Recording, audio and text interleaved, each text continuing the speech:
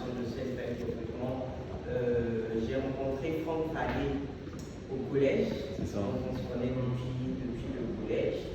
Et malgré, bon pas malgré, donc hier j'étais une veille, je me suis dit bon Franck, ça c'est une grande preuve d'amitié parce que je n'ai pratiquement pas dormi. En fait j'avais dit oui pour cette formation et puis entre temps dans la communauté chrétienne que je fréquente on a mis des livres. Donc je suis là. J'aime bien les échanges interactifs. Donc n'hésitez pas à un moment donné, je vais vous donner la parole, n'hésitez pas à vous présenter. Malheureusement, je n'ai pas eu l'occasion de préparer un slide. Mais ne vous inquiétez pas, je pense que ça sera une formation assez dynamique. Donc je suis là aujourd'hui pour vous parler du personal branding. Déjà, est-ce que vous avez une idée de ce qu'on appelle personal branding? C'est un mot qui est beaucoup utilisé par les marketeurs, par les spécialistes de la communication. À l'ère des réseaux sociaux, vous serez étonné de voir à quel point plusieurs utilisent le personal branding. Est-ce que déjà vous avez une idée de ce que c'est?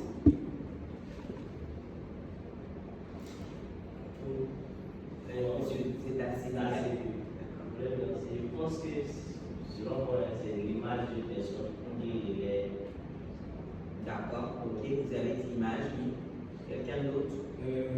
Pour avoir le même sens, c'est la construction d'une image positive en vue de l'environnement qu'on est. Aussi, c'est comme vous avez dit, c'est pas comme si c'était pas bien.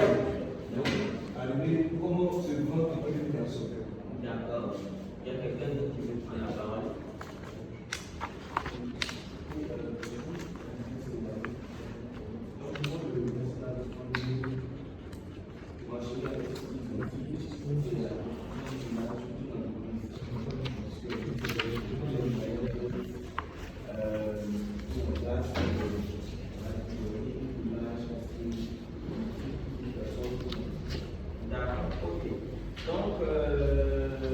Déjà, quand on parle de personal branding, c'est un mot anglais.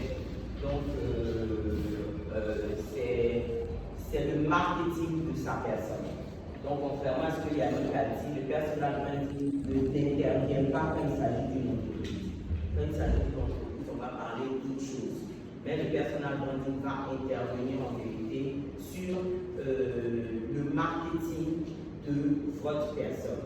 On va rapprocher le personal branding à une entreprise quand il s'agit des entreprises individuelles, donc une entreprise qui est constituée d'une seule personne, où le fondateur ou le créateur d'une entreprise peut avoir son propre personal branding. Donc personal branding, branding to brand, donc pour se mettre en visibilité. C'est quoi le personal branding? Le personal branding, c'est toutes les stratégies que vous allez mettre en place afin de faire la promotion de ce que vous êtes, de ce que vous faites, de ce que vous avez comme compétence. Est-ce que c'est comment les bons pour cette définition? Voilà, donc c'est toutes les stratégies que vous allez mettre en place. Donc les stratégies pour gagner en visibilité dans votre communauté, gagner en visibilité dans votre entreprise, gagner en visibilité dans votre école, gagner en visibilité sur les réseaux sociaux. Par rapport à cette définition, vous allez vous rendre compte que toutes les personnes aujourd'hui qui prennent la parole et qui ont des millions de vues, que ce soit sur LinkedIn, ou que ce soit sur Facebook, sur Instagram, sont donc clairement dans tout ce qu'on appelle le personal branding. Voilà. Est-ce que cette définition vous convient? Il y a une question, est-ce que c'est se mettre en valeur? Oui, c'est ce que je dis, c'est tout ce qui, au fait va faire votre publicité, en des mots puissants, va faire votre publicité. C'est ça le personal branding. Au fait, le personal branding vous permet à la longue de devenir un grand panneau publicitaire numérique. Voilà, c'est ça. En fonction de ce que vous pouvez mettre en avant. Plus tard, on va voir ce qu'on peut mettre en avant dans le personal branding. À qui s'adresse le personal branding? Le personal branding, comme dans toute opération marketing, doit avoir une cible.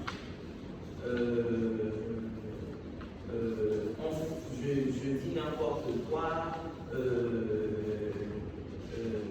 Didier Drogba n'aura pas la même cible que Emmanuel.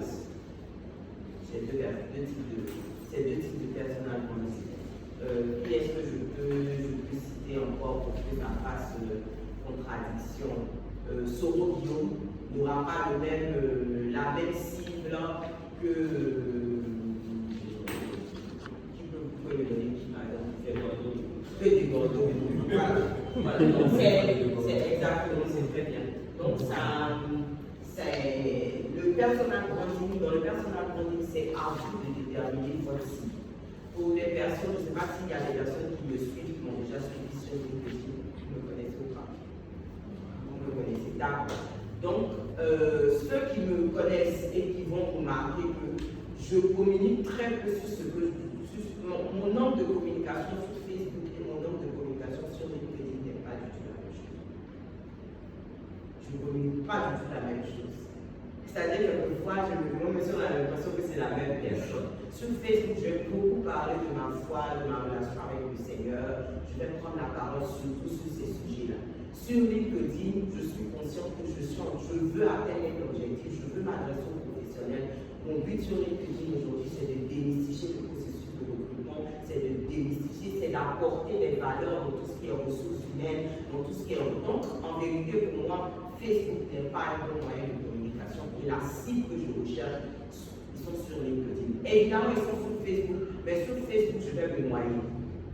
Donc, j'ai choisi LinkedIn. Donc, à qui va s'adresser votre personal branding? D'accord? Qu'est-ce que le personal branding peut vous apporter? Ça aussi, c'est. Qu'est-ce que. Excusez-moi, je peux me rappeler, s'il vous plaît. Je suis en formation. Merci. Donc, qu'est-ce que le personal branding peut vous apporter? Le personal branding, clairement, peut vous apporter de la visibilité. En général, vous faites du personal branding pour gagner en visibilité. Le personal branding peut vous apporter des opportunités de carrière. Le personal branding peut vous apporter des opportunités d'affaires. Le personal branding peut vous apporter du réseau, du contact. Le personal branding peut vous apporter de l'argent.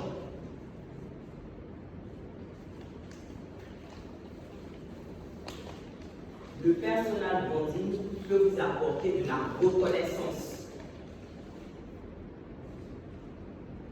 Le personal branding peut vous permettre de vous faire identifier aujourd'hui en Côte d'Ivoire et dans le monde en tant qu'expert dans le temps.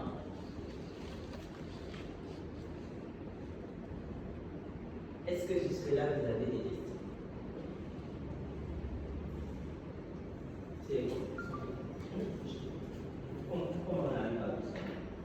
On y arrive. D'accord. Oui, parce qu'il y a le processus de détermination des analyses. Du quoi? Mais au niveau de l'apport. Ok. Donc je disais, le personal branding peut vous apporter de la visibilité.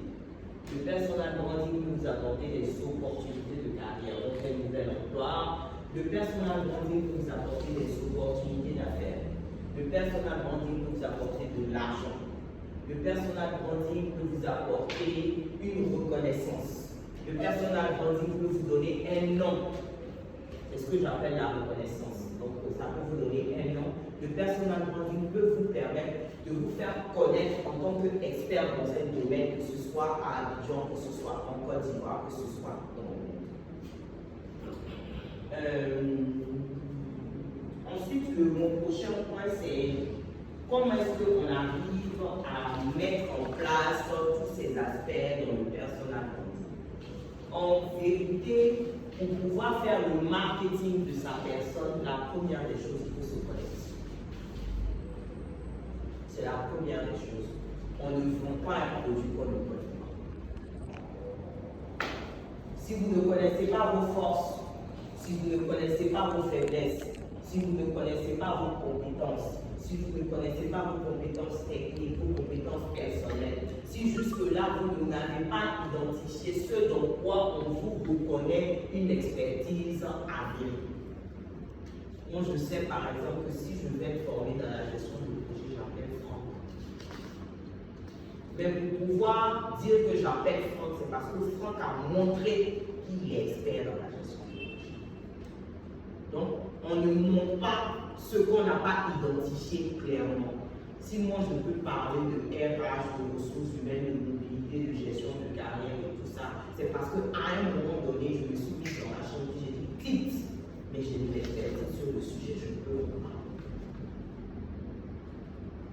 Se connaître.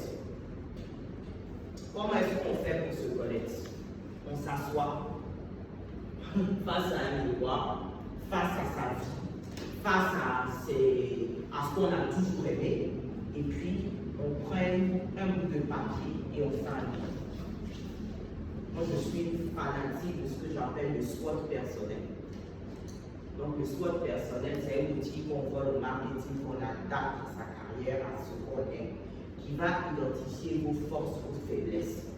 Donc, force, faiblesse, donc vos forces, quand je dis vos forces, les compétences que vous avez, vos savoir-faire, est-ce que vous êtes expert en Excel, est-ce que vous êtes expert en anglais, est-ce que vous avez le contact facile, est-ce que c'est dans la prise de parole, est-ce que c'est un questionnement profond qui va vous permettre de définir vos forces. Ensuite, vos faiblesses, parce que pour pouvoir se vendre comme dans un produit, si moi je veux vendre une bouteille d'eau, clairement, l'une des faiblesses de vendre de l'eau minérale, c'est l'eau est gratuite. Ah, quelqu'un peut te dire, pourquoi moi je vais acheter l'eau? Je vais payer l'eau.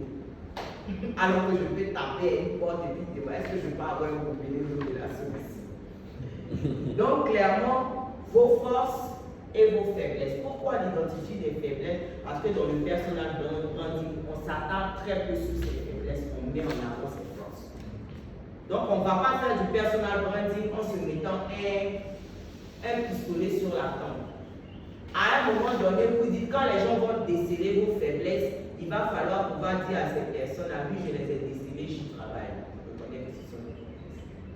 Et les faiblesses vont vous permettre, plus tard dans votre personal branding, que ce ne soit plus des faiblesses, puisque le but est de devenir plus qu'expert.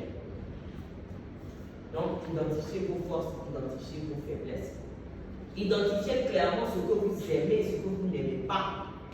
Je suis là aujourd'hui. Excusez-moi si on m'avait demandé après la veillée de faire du sport, je ne serais même pas venu, je n'aime pas le sport.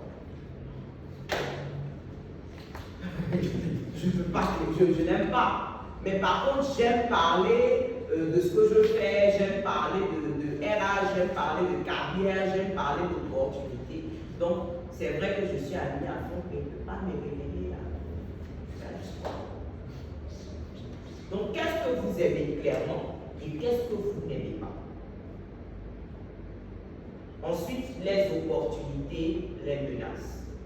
Par rapport à ce que vous faites, par rapport à ce que vous savez faire, quelles sont les opportunités qui vont se présenter à vous? Qu'est-ce qui va constituer une opportunité? Est-ce que c'est un réseau social? Est-ce que c'est la communauté dans laquelle je suis? Est-ce que c'est l'église? Est-ce que c'est la mosquée? Opportunités, les opportunités vont vous permettre, par exemple, d'identifier les canaux pour pouvoir faire votre personal branding. Moi, clairement, je me rends compte que LinkedIn constitue clairement une opportunité pour moi. Je n'ai pas besoin de taper, de sonner la trompette, parce que c'est un réseau social où, quand les personnes sont connectées sur ce réseau, c'est pour entendre parler de la carrière. Sur Facebook, on peut faire du tout et du n'importe quoi. On peut s'amuser, on peut jouer, on peut chercher les femmes, les mots, on peut faire. Les gens font tout et n'importe quoi sur Facebook. Mais LinkedIn a des codes. Donc, LinkedIn constitue une opportunité pour nous. Donc, c'est intéressant. Je vais utiliser le tableau. Donc, c'est intéressant dans la partie se connaître. Celui-là. On a pu les nettoyer après. Yes, ok. Dans la partie Dans la première partie, on a dit se connaître, on fait un petit SWOT. Donc, c'est force, faiblesse, opportunité, menace. Vous pouvez, dans un premier temps, faire un gros brainstorming, mettre tout, et puis après, faire une petite classification sur tableau Excel en disant, en termes de prise de parole, les forces sont ça. En termes d'outils informatiques, mes forces sont ça. En termes de temps en temps, ou en termes de ce que j'aime, mes forces sont ça. Je n'aime pas, je pense que ça c'est permis, je ne sais pas. Est-ce que jusque-là c'est bon?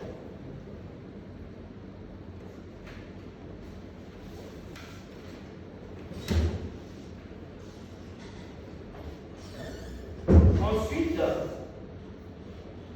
on rentre, une fois qu'on a identifié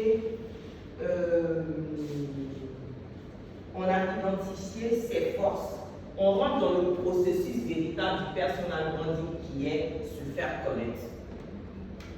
Vous décidez, vous, de faire connaître quoi au public, de faire connaître quoi et où.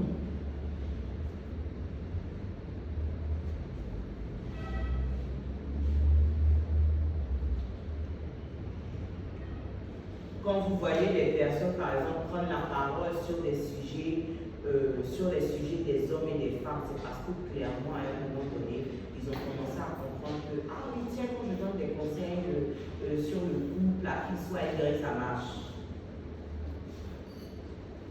Donc, on dirait que je vais commencer à faire des publications sur Facebook, sur ce que je dis dans mon salon. Voilà. Donc, se faire connaître. Et le se faire connaître, c'est vraiment le nerf de la guerre dans le personal branding. C'est là que intervient la stratégie. Je vous assure, on a tendance à penser que on peut commencer toujours sans stratégie comme ça. On commence, il y a des personnes que le succès dû au personal branding a su.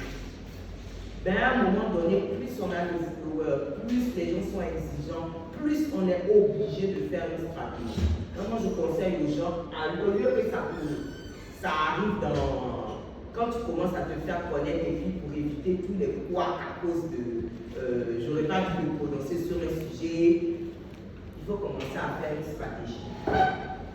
Donc, stratégie de personal branding. Dans la stratégie, vous prenez la parole où? Premier point. Quels sont vos canaux pour vous faire connaître? Vous prenez la parole où? Quels sont vos canaux pour vous faire connaître? Aujourd'hui, avec les réseaux sociaux, plusieurs personnes choisissent les réseaux sociaux. Mais je vous assure que ce n'est pas le seul moyen. Moi, je connais quelqu'un dans ma famille, son personal branding m'étonne. Je ne sais même pas s'il a 10 abonnés sur Facebook, mais allez-y au supermarché avec lui, vous ne pouvez pas faire 5. D'ici à là, il salue 20 personnes. Il est populaire, il est connu, c'est une star. Il n'a pas eu besoin de Facebook. Pourquoi? À un moment donné, il dit, je travaille dans un domaine où si je suis brillant, les gens vont me connaître, les gens vont me recommander. C'est une stratégie. Tout le monde me connaît dans son domaine. Vous voulez ou vous le connaissez. Même si vous ne l'avez jamais, vous avez des raisons. Donc il n'y a pas que les réseaux sociaux. Il y a beaucoup qui sont connus sans réseaux sociaux et à la suite, ils se sont obligés de dire, bon, on va quand même faire une petite page et tout ça. Donc, stratégie. Est-ce que je dis n'importe quoi, est-ce que c'est par exemple, si on doit reconnaître quelqu'un par son engagement dans la communauté, avant même d'aller sur Facebook, il faut commencer à militer dans les associations. Il fait son personal branding. Si vous avez envie de militer pour la cause des enfants défavorisés, il faut que les associations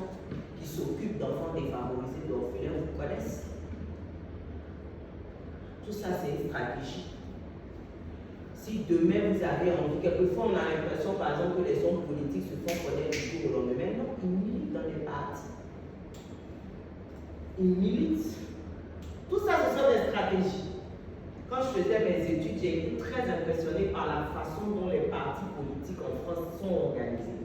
Ça m'avait tellement bluffé, j'ai dit c'est fou. Les gens sont en premières années d'université, le Parti socialiste commence à venir les chercher à la fac. Pourquoi? Parce que déjà depuis le lycée, se sont démarqués par leur engagement communautaire. On dit ça même s'ils ne se rendent pas compte, c'est un socialiste dans l'âme. Ça m'avait bluffé. J'ai dit waouh, ils commencent à chercher les cartes de parti que vous voyez là, on commence à les chercher à l'université. Les gens se démarquent. De façon informelle, on le fait en Côte d'Ivoire avec truc, mais pour eux c'est tellement bien organisé, tellement bien structuré. Donc le jeune homme, il donne 1 jour, 2 jours de son temps. Toi, c'est vrai qu'il aime le bénévolat, mais demain, quand il va sur une liste pour devenir député, toi tu vas penser que non, c'est à cause de ses postes, il travaille sur le terrain depuis longtemps. C'est du personnel. Donc, stratégie du personnel. Il faut d'abord, avant de mettre en place une stratégie, c'est important. Ce volet-là, c'est vraiment le nerf de la guerre, en fait. Il faut pouvoir identifier dans quoi vous voulez aller. Et en fonction de comment, où vous allez aller, quand vous identifiez vos opportunités et vos menaces, vous parlez de stratégie.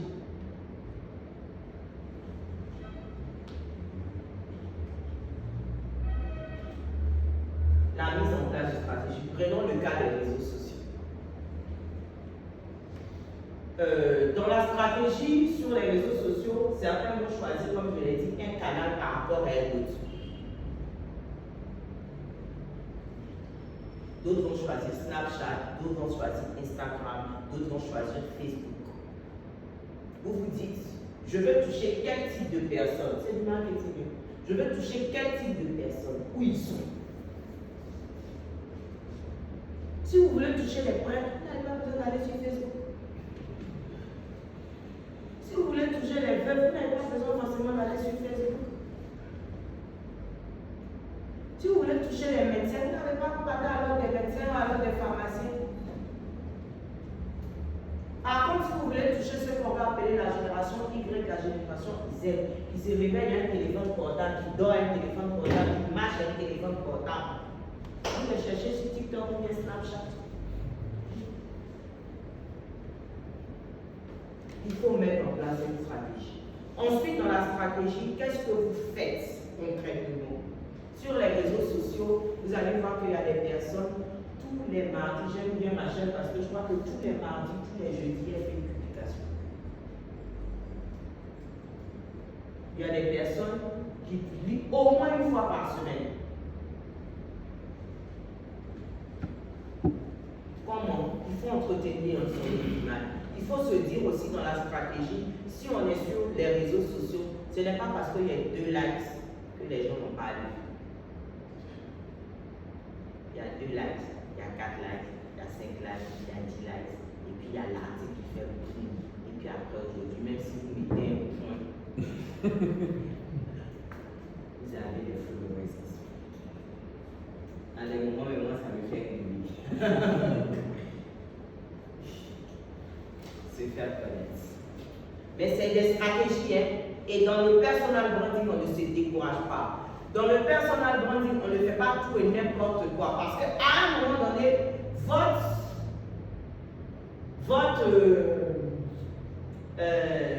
abonnés vont se perdre. Vous avez une identité en tant qu'individu. D'où l'importance de là. Parce que ça va déterminer votre identité. Vous avez une identité en tant qu'individu. Il ne faut pas. Vous avez remarqué qu'il y a des moments où on dit, oh, toi tu es qu'une magie. Il y a quelqu'un à qui on a dit ça en Côte d'Ivoire il n'y a pas très longtemps. Un influenceur, toi tu vas dans tout quoi. Fatigue. Mais en vérité, il veut tellement avoir la visibilité. Il n'a pas besoin de ça. Il y a des gens aussi, il y a des moments où vous dites à d'autres influenceurs, il ne sait pas prononcer, mais il ne connaît pas. Il ne va pas se prononcer. Même si la Côte d'Ivoire est en train de brûler sur ce sujet, il ne se prononcera pas. C'est son personal branding. Quand on comprend le personal branding, on n'en veut plus aux autres. Il ne se prononcera pas. Les gens, si vous voulez parler de personnes, ne connaissent pas là-bas. Je peux parler de ça en off. Je vais prendre le temps de comprendre, mais je ne vais pas sortir une connerie.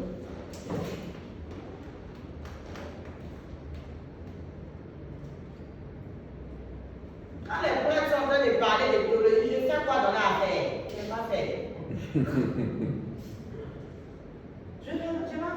Je peux poser des questions pour essayer de comprendre, mais je ne vais pas me positionner en expert. Mais quand quelqu'un est en train de parler d'RH, je dis, ah non, là c'est de mon élément. Il parle.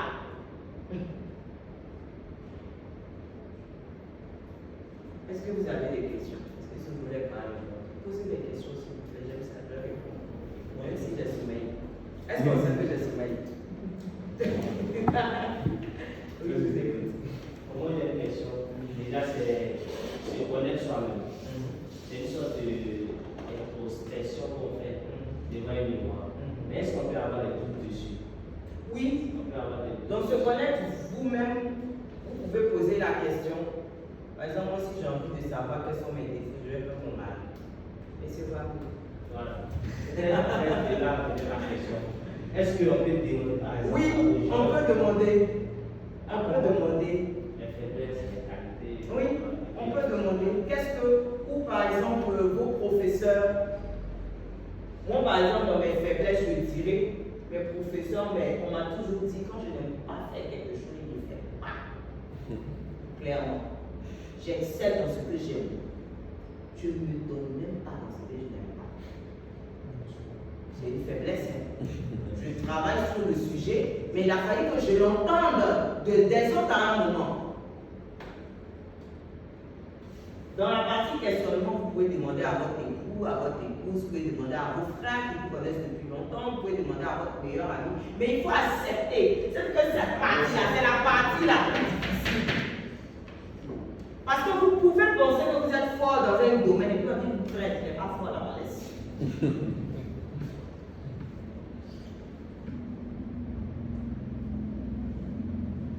Est-ce que vous voyez ce que je veux dire? Donc, revenons aux éléments de stratégie. Il faut la stratégie, en fait, on peut la faire sur 3 axes. Sur quoi on se prononce, sur quoi on ne se prononce pas, sur quoi on fait la pub, qu'est-ce qu'on met en avant, qu'est-ce qu'on ne met pas en avant. Ensuite, comment est-ce qu'on fait pour le mettre en avant, pour se prononcer sur le sujet. Ça, c'est les éléments de la stratégie de personnalité.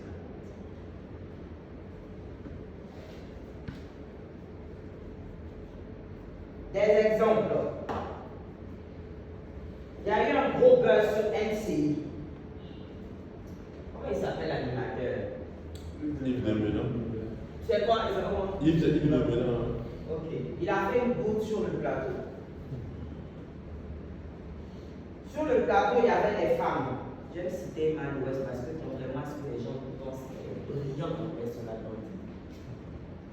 Elle est brillante.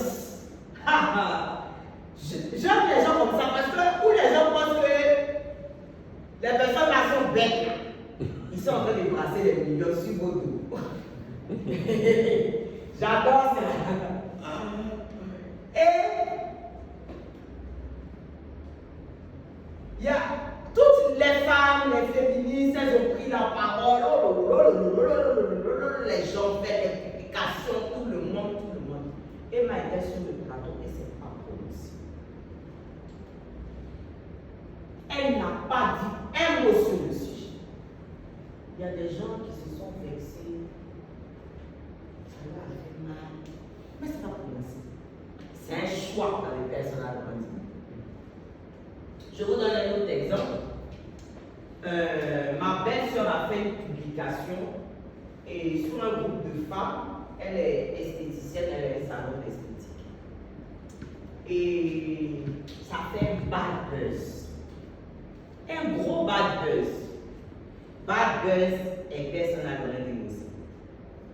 C'est une stratégie de personal branding. Où les gens en train de l'insulter là. Elle dit le nombre de visites dans son institut qu'elle a. Vous imaginez même. À partir de ça. Parce que les gens voulaient voir véritablement. Là, tout le monde bizarre. Voir si réellement c'était ça. La curiosité de certaines personnes. Il y a des personnes dans leur stratégie de personal branding. Il y a une autre personne que j'étudiais comme ça dans sa stratégie Arafat. Un génie du personal branding. Génie.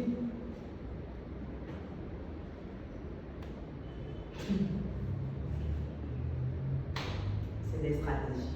Puisque le bad buzz te fait connaître, c'est un choix.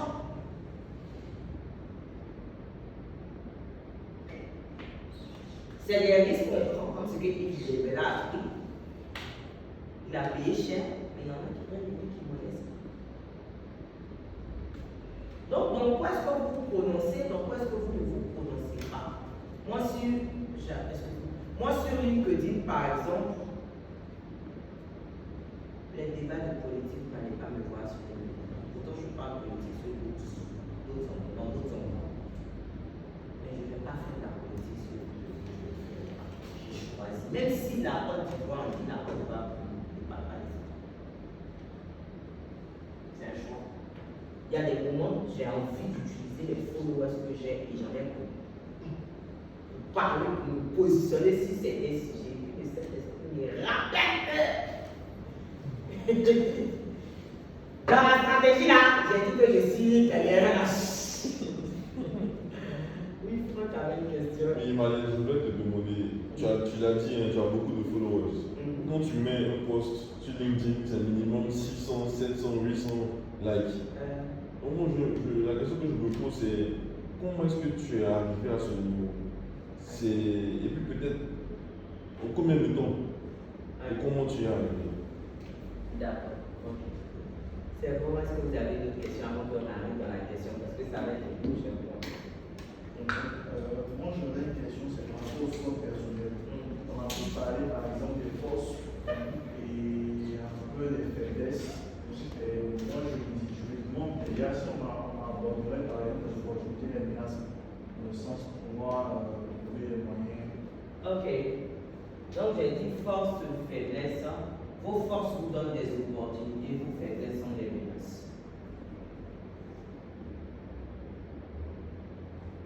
On reprend. Emma Lois est jolie. Le cas le plus simple. Opportunité. Elle fait snap avec son joli visage. Elle vend son visage. C'est tout. Force. Franck Fadé, comment on appelle ça, fait la gestion du projet. Opportunité. Animer des formations par rapport à la gestion du projet. Qui? On va prendre qui? Papa Mathias Marie. Opportunité. La montagne du Sion. On peut continuer. En fait, je prends des cas simples pour que vous voyez au fait que l'opportunité c'est menace. Papa Mathias Marie, on va dire c'est un catholique qui parle trop de feu. Les prêtres auraient pu les chasser. Je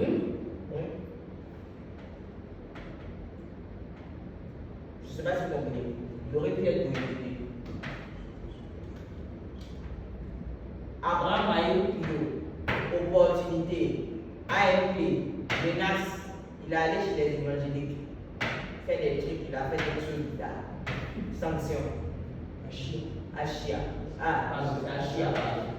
Donc la menace là, si on l'identifie, on l'évite. Il faut chercher à s'aligner à. Oui, en fait, on l'évite au maximum. On n'est jamais à l'abri, mais on l'évite au maximum. Force. Vous êtes un brillant syndicaliste. Opportunité, intégrer un parti. Menace. Si tu as commencé à faire politique, quand tu as mis en prison, c'est une menace. Ok. Force. Qui clairement a déjà identifié une de ses forces, en fait, l'opportunité menace sur sa force. Le contact facile. Ok. Force, contact facile, opportunité. Par exemple, donner des formations sur comment approcher les gens.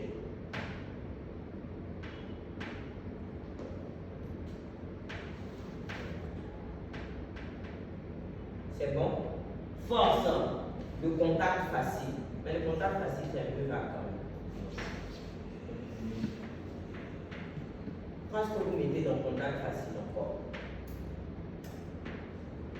Bon, en tant que commercial, commercial de formation. Force commerciale, opportunité, grande capacité d'adaptation, donc il peut travailler d'un secteur à un autre. Il peut vendre du pain demain, après-demain vendre du riz, après-demain vendre des produits de banque. Voilà. Menace, parcours trop atypique, s'il ne se spécialise pas dans un domaine. C'est bon? Force, à un moment donné, recrutement, opportunité de positionner en tant qu'expert en recrutement. Menace. Pourquoi? Je me dis, il faut que j'arrête de me cantonner dans l'opportunité, que je parle d'autres choses, de gestion de carrière, de tout ça, parce que ça risque de me tracer. En France, il y a des postes de directeur de recrutement en Côte d'Ivoire. Donc, pour aller sur d'autres fonctions dans les ressources humaines, il fallait qu'à un moment donné, je puisse m'accrocher sur ce que je connais du recrutement, de la mobilité interne, du recrutement, pour partir sur des aspects de mobilité interne, pour partir sur des aspects de gestion de carrière. Est-ce que vous comprenez? Monsieur Lou, une force que vous avez clairement. Quand vous ne parlez pas de Faciliter l'adaptation. Non, je vous dites, vais écouter je sais. les réflexions. Faciliter l'adaptation. Capacité d'adaptation. Grande capacité d'adaptation. Vous dites, Grande capacité d'adaptation. opportunité. Les gens qui ont une grande capacité d'adaptation. Les vies peuvent être comptables en fonction des études que vous avez faites. Je dis ça comme ça.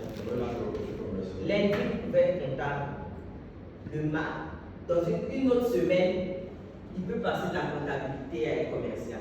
Vous allez voir, il y a des personnes qui ont des profils de mes CV comme ça. En ce moment, je travaille sur eux, j'adore. J'adore, parce qu'en fait, ce sont des personnes qui sont talentueuses. C'est des talents qui s'ignorent. Force, opportunité. Vous avez un scope d'opportunité plus grand que celui qui a du mal à s'adapter. Il y a des gens qui sont tellement experts que quand vous voulez les sortir, ils ne peuvent pas. Menace dans le monde francophone, c'est la qualité. Par contre, les anglophones adorent cette qualité. Menace, il faut vraiment apprendre à se vendre quand on a un profil. Je ne dis pas que c'est votre cas, je dis juste par rapport à la capacité d'adaptation. L'exercice là n'est pas facile. La plupart des personnes que je forme se multitationnent de monter des outils. On peut mettre des semaines, voire des mois sur ce outil. Mais une fois qu'on l'a maîtrisé, on ne va pas parler de recrutement, une fois qu'on l'a maîtrisé, en entretien, on tue. Parce que quelle que soit la question, vous rebondissez par rapport à une force.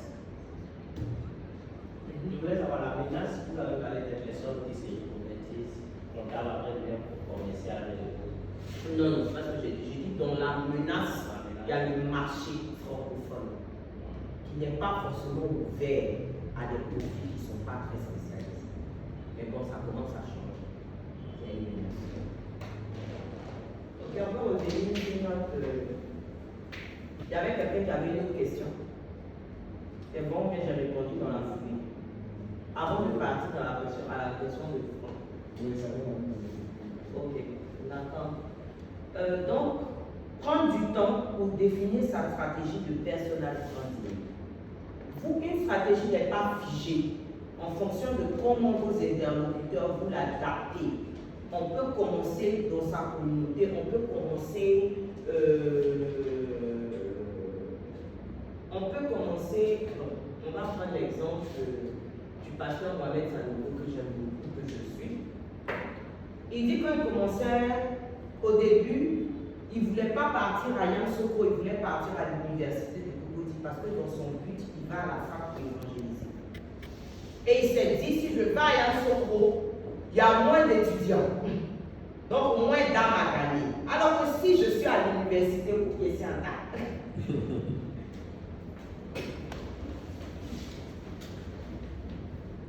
Même dans l'évangélisation, même vous parlez du Seigneur, il faut des stratégies, tu as même à des stratégies. Mais la stratégie se profile. Il ne reste pas sur un segment d'étudiants. Moi, quand j'ai connu le pasteur Mohamed, c'était à aux deux plateaux vers derrière, vers Makassi, là, vers à l'époque, c'était quoi là, il y a la farandole et tout ça. Mais tous les week-ends, quand les gens pouvaient plus gazer, tous les week-ends, ils mettent bas. Mais c'est une longue période, hein. Et puis il appelle les jeunes, il parle aux jeunes, il parle, les gens viennent, il parle aux jeunes, il fait. C'est une stratégie où il va chercher les jeunes dans les fumoirs, à côté des terrains de basket. Et puis ça toujours comme ça. On dit, mais le monsieur là, il ne peut pas faire. Si les terrains de basket, tous les gens se donnent rendez-vous là. Il est là-bas. Mais pourquoi? Parce que derrière, il veut toucher les jeunes. C'est une stratégie. Vous pouvez la peaufiner. À un moment donné, tu quittes le terrain, tu vas sur les réseaux sociaux. À un autre moment, tu commences à peaufiner ton anglais parce que tu veux toucher une autre cible. Vous allez voir que quelqu'un, je vous donne l'exemple, Olivia Yassine. Quand elle fait ses publications, elle fait en français et en anglais. Pourquoi? Parce qu'elle veut toucher d'autres personnes que des francophones. Elle est dit Côte d'Ivoire aurait pu se contenter de faire des trucs comme ça. Elle dit non. Elle a fait une école qui s'appelle Morning Glory International School. Son niveau d'anglais est meilleur que son niveau de français parce que depuis la maternelle, elle ne fait que des cours en anglais. À un moment donné, pour ne pas, parce que je connais quelqu'un qui a fait la même école, mais quand elle parle français, je dis, comme je comprends anglais, je me lâche. Je dis, ça, c'est pas français, je dis pas ça, c'est pas français. Mais elle a dû prendre un professeur de français. Pourtant, elle est bonne, puisqu'elle converse plus en anglais avec ses amis à l'école et tout, sa logique est en anglais. Quand vous vivez dans un pays anglophone, à un moment donné, vous ne pensez plus en français, vous pensez en anglais.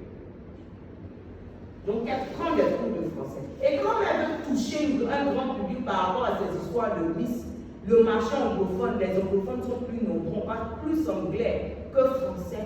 Dans sa stratégie de communication sur les réseaux sociaux, elle prend la parole en français, elle prend la parole en anglais.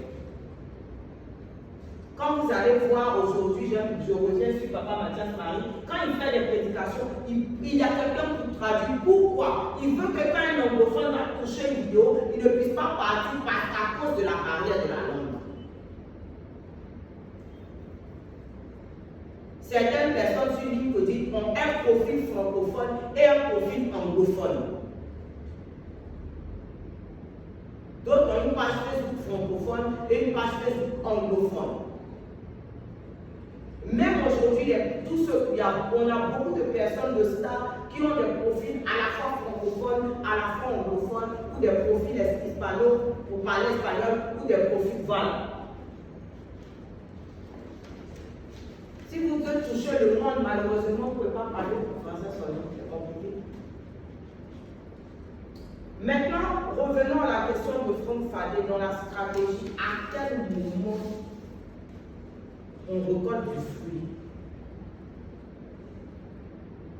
On récolte du fruit avec beaucoup de grâce, avec beaucoup de patience et on travaille. Je vous assure que le nombre d'articles que j'ai lus dans les RH, je ne sais pas si mes collègues ont parlé. Je suis à l'affût des informations sur les ressources humaines. Je suis à l'affût des informations sur le groupe. Et comme j'ai la chance de comprendre un peu anglais, et je sais que les anglophones sont avancés, les anglophones sont avancés sur les pratiques RH, je vais lire les influenceurs anglophones, je vais sur leur blog, je fais tout ça. Donc quand je vais me positionner, quand je vais prendre la parole sur quelque chose, il y a des moments où il dit, oh ça là c'est sur une télé, si c'était sur un plateau de télé, il y a des chiens. Pour vous dire que le jour où j'aurai l'occasion de me voir. En tout cas, je ne rate pas des autres. Il y a LinkedIn, mais il y a tout ce que je veux faire après derrière LinkedIn. Ça a commencé sur LinkedIn, mais ça s'étend. Je donne des formations payantes. Aujourd'hui, là, vraiment, si c'est pas, il y a très peu de personnes qui peuvent m'appeler pour me demander une formation gratuite. Avant, je faisais. Mais je fais ça pour des années. Je fais pas ça. Mais mes livres coûtent cher. Non! Je suis concernant arrivé tout à l'heure dans se faire reconnaître. Mais dans se faire connaître, on mouille le maillot, on ne se décourage pas. Je sens sur LinkedIn, il y a des personnes qui ont de belles idées qui commencent à prendre la parole qui se découragent. Je connais quelqu'un qui est expert en RSE en Côte d'Ivoire. Moi, je l'ai rencontré, on a échangé. J'ai rencontré à cause de Rachel Blanc, on a échangé parce qu'à l'époque, elle voulait faire un doctorat en RSE. Et on l'a encouragé à faire des publications sur LinkedIn. Mais il s'est découragé. Je lui ai dit non. Et ne croyez pas forcément dans la stratégie que le nombre de likes fait toujours la part belle. Il y a des personnes qui n'ont pas autant de likes que moi, mais qui vivent à cause de LinkedIn. Parce que LinkedIn leur rapporte des clients.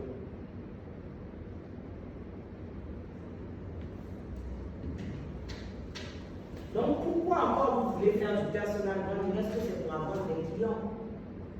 Si votre but c'est d'avoir 10 clients sur tel truc par mois, et que même si vous avez 20 likes, et que les 20 likes d'abord les convertissent en clients, est-ce que vous avez envie à Malin qui a 500 likes? Votre objectif c'est avoir des clients. C'est pas avoir la visibilité, vous voulez avoir des clients. Mais il faut beaucoup de patience. Il faut se dire, les gens peuvent ne pas liker. Machinalement, j'ai compris au fait que quand on aime quelqu'un, moi ça m'arrive avec des gens que j'aime beaucoup, que je suis, il y a des moments où on me dit on aime avant de lier même. Parce qu'on se dit, elle va toujours nous donner un sujet intéressant. Il va toujours nous donner un sujet intéressant. Des fois les gens lisent, tu lis les commentaires, ils n'ont rien compris. Vincent Toby, un exemple palpable. Vincent Toby a conquis le cœur des Ivoiriens. Quelquefois même la moitié des commentaires, le gars n'a rien compris. Qu'est-ce qu'il a dit même qu'il a dit? Il n'a pas compris. Mais comme c'est Vincent Toby qui, à un moment donné, sur le terrain, il a marqué des esprits. Même pas un point. Ça commence. Donc il faut beaucoup de patience et il faut se démarquer. Donc il faut se démarquer, c'est important.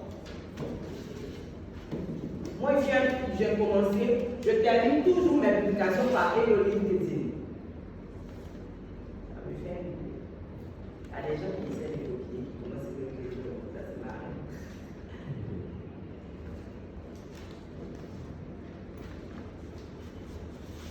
Kojo a commencé à faire des publications. Quand il finit une publication, il se présente. Je suis Kojo, tant en temps, je me mets en ordre.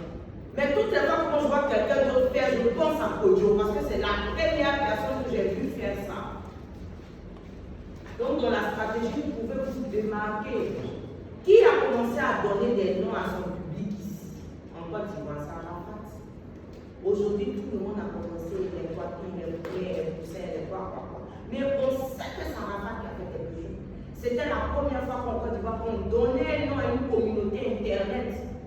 le sentiment d'appartenance. Tout ça, c'est dans votre stratégie marketing qu'il faut. Il fut un temps en Côte d'Ivoire où je ne t'intéresse pas, je disais aux gens,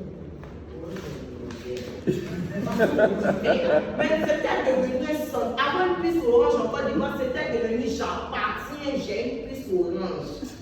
Nous, l'anglais, on n'est pas là pour parler avec le VD, c'est comme mon neveu qui est à Mousse. À l'école, il dit ça, c'est les jeunes n'ont pas idée.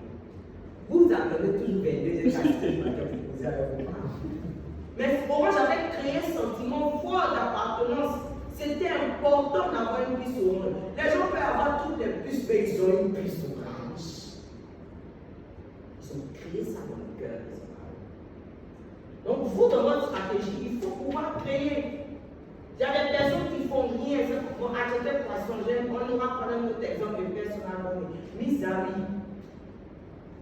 Aujourd'hui, il y en a plein, mais il y a des gens qui disent c'est mis amis.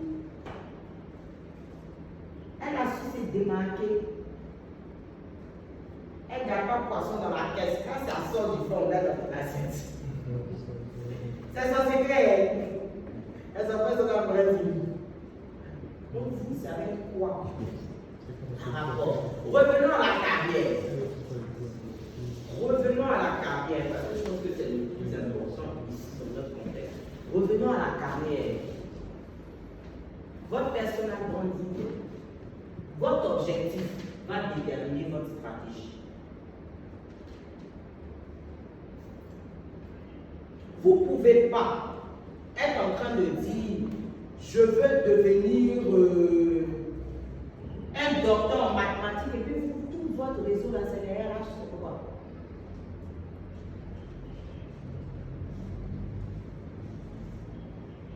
Avec qui vous frottez, qui vont être vos pairs? Vous ne pouvez pas dire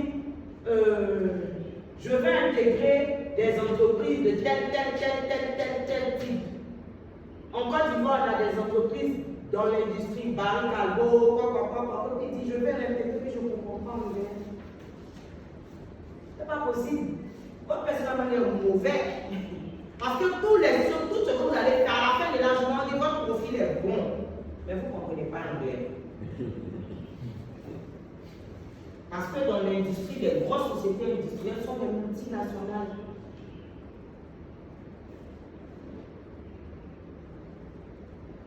Si vous êtes sur LinkedIn et vous dites j'ai envie aujourd'hui dans 5-6 ans de me positionner en tant que DAF. Je vous donne un exemple de quelqu'un que je connais qui a une très belle carrière derrière toi. En termes d'évolution, il y a très peu de choses comme ça. Et je lui demandais mais comment il a fait? Il dit j'ai bouffé du dossier. Il travaille sur, il a commencé à travailler sur le risque de crédit. Il dit pendant que comment on fait, on lui donne un dossier de crédit à valider un crédit, que ce soit particulier, professionnel, PME. Pendant que mes collègues, eux, ils vont se contenter de dire oui, non, de faire. Il dit moi-même là, je vais même aller talonner les commerciaux pour dire mais qu'est-ce que tu as vu? C'est-à-dire qu'il creuse tellement qu'il a commencé à développer une expertise. Il dit, je connaissais tous les dossiers. Mon directeur va aller en comité de crédit. Quand il me pose une question sur un dossier, je le connais. Mais c'est le personnel grandi.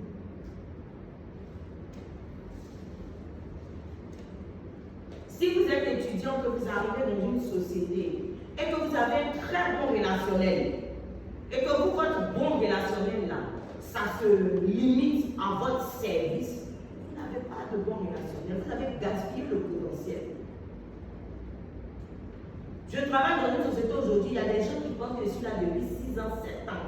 Il y a des gens qui sont là, quand ils ont des problèmes, ils prennent mon téléphone, je règle leur problème. On doit avoir des parents dans chaque direction. Quand je dis des parents, je dis des personnes qui peuvent vous décanter des situations. Au point où même j'ai mon supérieur qui dit, oh, ça ce sont les parents des malades. Pardon, appelle tes parents tels. Je sais que quand tu vas les appeler, ils vont venir. Mais ce n'est pas parce que je leur donne de l'argent, quoi que ce soit. Mais de la même façon, j'ai besoin qu'ils soient à l'écoute de mes sujets. C'est comme ça que quand il y a leur sujet, ils ne laissent pas. Je suis avec eux. Ça, c'est c'est du personal branding. Là, on sort du cadre des réseaux sociaux. Hein.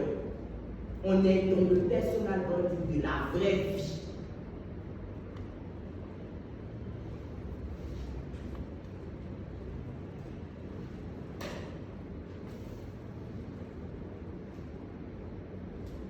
Quand les commerçants ont fait d'aller venir remettre des paquets, vous savez quoi c'est? Pourquoi ils donnent des boulots? C'est parce qu'ils aiment trop les autres. Non!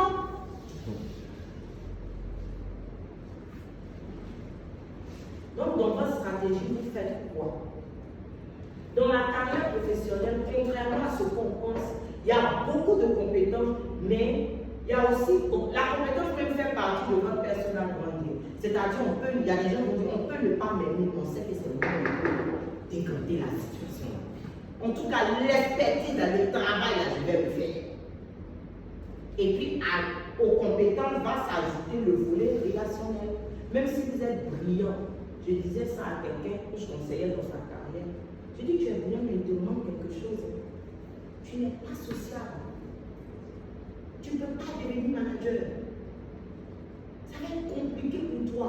Les gens sont là, on fait quoi, tu n'es pas là. Les gens payent des gens, tu n'es pas là. On n'est pas chez les blancs, même chez les blancs, même il faut faire les after-work.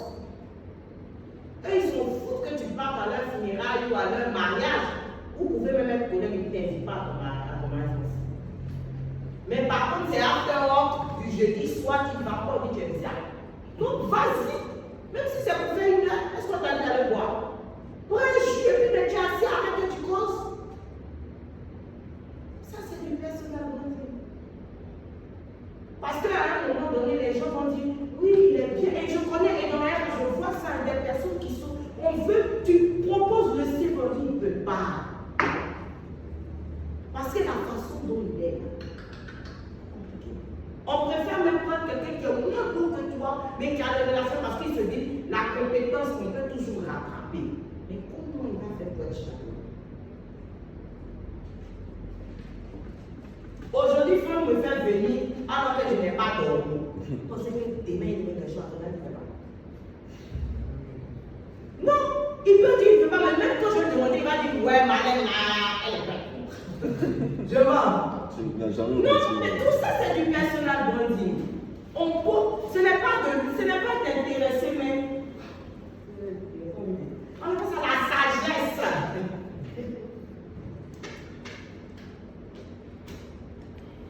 Vous voulez gagner en visibilité. Revenons sur la question de gagner en visibilité. Vous êtes sur les réseaux sociaux, vous voulez gagner en visibilité. Et regardez sur les publications des gens qui ont de la visibilité. Simplement.